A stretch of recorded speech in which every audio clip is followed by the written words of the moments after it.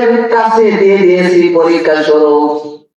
আমি সৃষ্টি করেছি হায়াত এবং মৃত্যুকে পরীক্ষা স্বরূপ।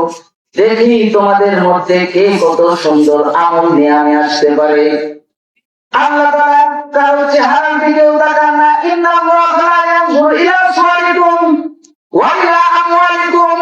আল্লাহ তাআলা কোন বান্দাকে দেখবেন না কে চেহারা সুন্দর বলা, কার ধন সম্পদ বেশি, কে টাকা পয়সার মালিক, কে ক্ষমতার মালিক, এই যে আল্লাহ তাআলা কিন্তু কিয়ামতের ময়দানে দেখবেন না। আল্লাহ তাআলা দেখবেন তোমাদের অন্তরের নিয়ত এবং তোমাদের আমল। এই যে আল্লাহ পাক রব্বুল আলামিন কিন্তু দেখবেন।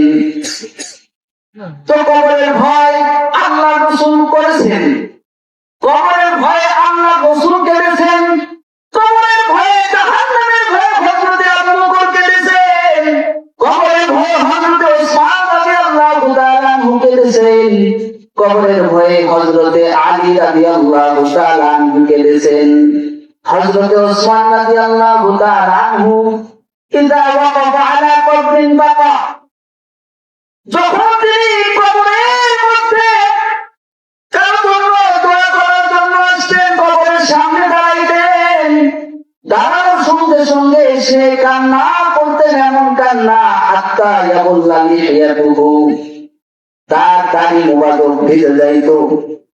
সাহাবায়ে কেরাম জিজ্ঞেস করলেন, তাযকুরুল জান্নাত ওয়ান নার ফালা তাবকি ওয়া তাবকি মিন হাযা। ওসমান, আপনি তো জাহান্নামের আলোচনা শুনেন, জান্নাতের আলোচনা শুনেন, সেগুলো দেখে কাঁদেন, কিন্তু এমন তো কাঁদেন না।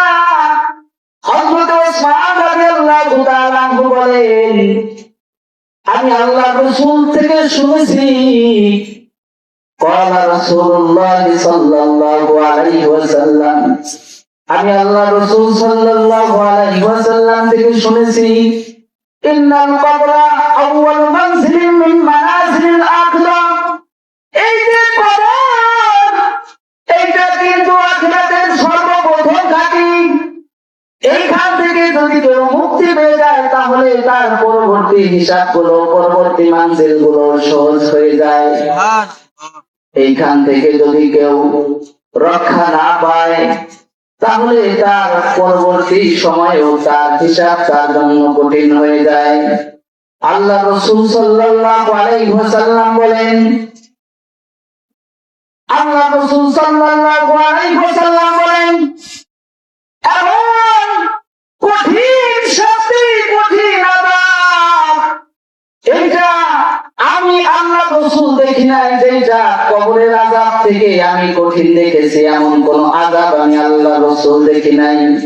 এই জন্য কবরের ভয়ে আমি ওসমান কান্দি।